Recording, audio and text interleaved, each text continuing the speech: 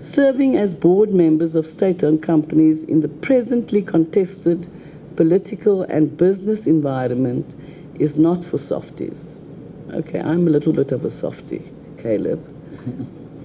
Unlike those who serve on the boards of private companies, you will be regarded with suspicion and mistrust.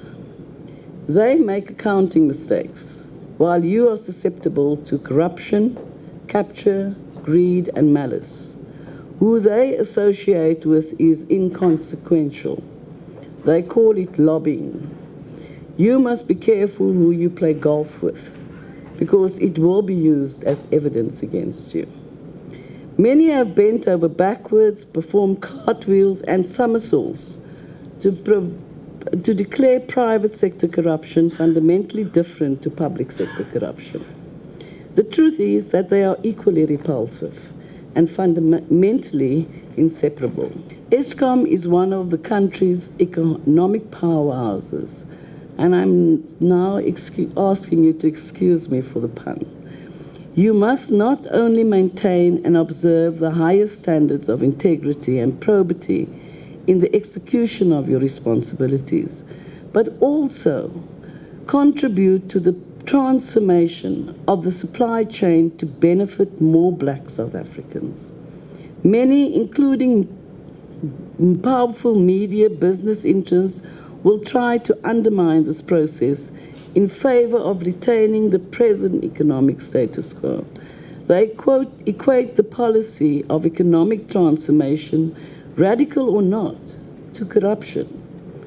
So ultimately, boards can only be as strong as the executive teams they command.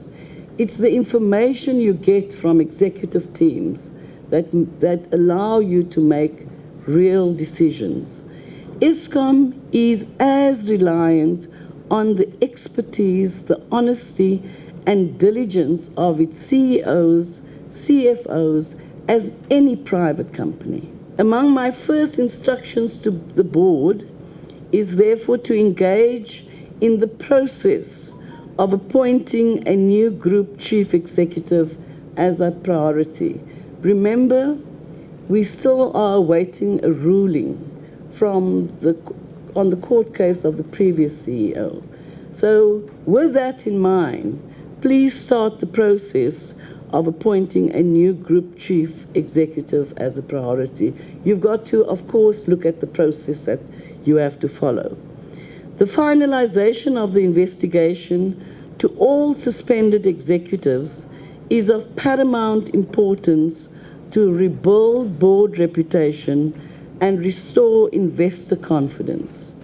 Furthermore, I urge you to deal with all issues that led to a qualified audit opinion, as the company cannot afford a repeat in the current financial year. Your task is to restore the public's confidence in a company that is the heartbeat of the country's economy. It is now clear that a weak Eskom has a negative impact on the country's GDP.